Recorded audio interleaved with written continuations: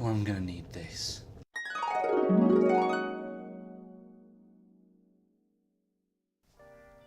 Hello again. Welcome back. I'm Lucas, as usual.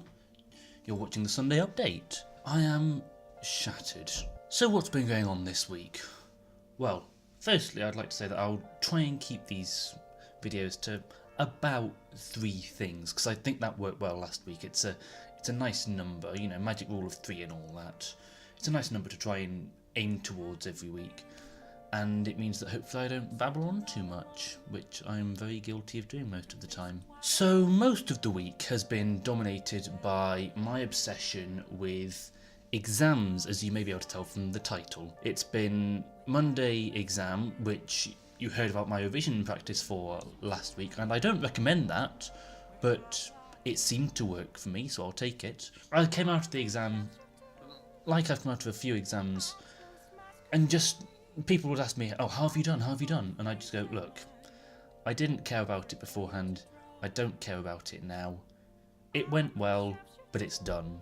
And that's all I really care about at this point. I'm just so done with exams. I've spent far too long doing them, and if I have to do one again, I may cry a little bit. The rest of my week has been taken up with the bane of the music department, and that is Composition Week. Now, Composition Week involves everyone who you've agreed to play for turning up for 2-3 rehearsals in this 1 week to practice the pieces. The composers go away and rewrite them again, then they come back and you practice them again, and then they go away and rewrite them again. And this process continues until concert day. And concert day, I'll have to excuse the fact that I just had to stifle a burp there, is hell. You get in on the concert day, Friday for us, about 10:30 for me it was. So I did 2 rehearsals in the morning, which were both an hour long, which is lovely, and then had half an hour for lunch, and then from there, it's 5.5 hours of concerts.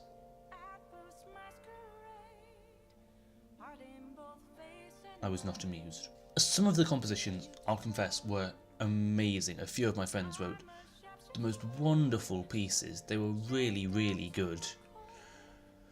But 5.5 hours of listening to new music really takes it out of you. If you haven't listened to any new classical music, as it were, then if you can bear it, go away and listen to some pieces by, for example, Harrison Birtwistle, or Xenakis, spelled Xenakis, because Greece. And you'll come to understand that listening to 5.5 hours of that is extremely draining, because you've got to stay switched on for it, otherwise you completely miss the point of what's going on. So I was absolutely conked by the end of it all. And it led to a funny sensation in the evening, which I sometimes get, and I know I'm not isolated in getting it, where I suffered from what I call social exhaustion. This, for me at least, is when you've done too much in the rest of the day. You've just had too many things going on either that day, or a combination of doing too much in the days leading up to this episode. You reach a point and everything just really annoys you, and you just think, no, I can't do this. I'm going to go home, I'm going to curl up in bed, I'm going to get some chocolates. And thank you to the people, by the way, who got me chocolates, because these are absolutely delicious. That was for comps, not for videos. Well, that'd be great. If you want to send me chocolate, I'm absolutely okay with that. But I curled up in bed with some chocolate, with some tea, put on YouTube for a bit, and just relaxed. And you need it after a while, you really do.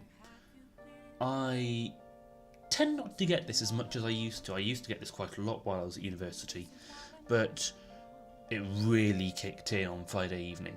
So I was very, very grateful to just be able to take that night off. And, you know, I'm going to be busy again soon, I accept that, but for now I just need the time off. In other news this week, I've been actually trying to uphold some of my committee responsibilities, which is a rarity for me, it seems. I'm better with the music committee than I am with the radio committee, but this week I decided, right, I've been vlogging recently, and I've been learning how to edit videos.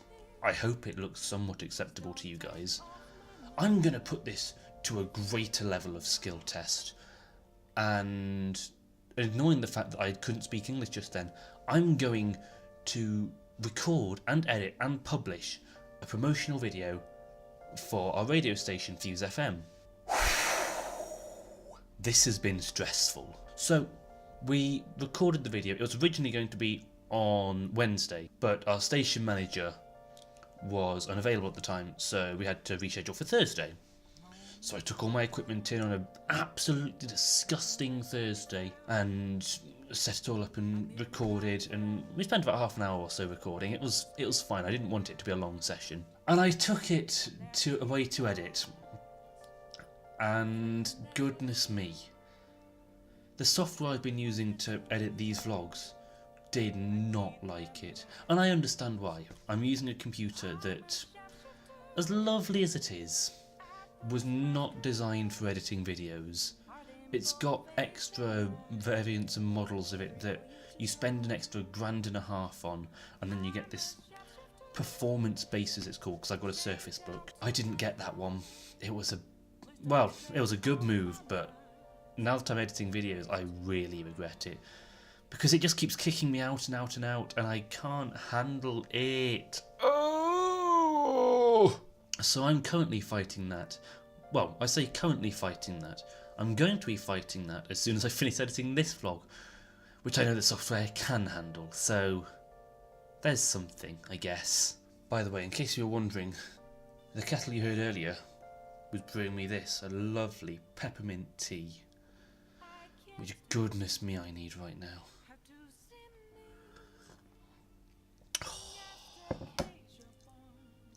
Amazing. I've not really been up to too much else this week.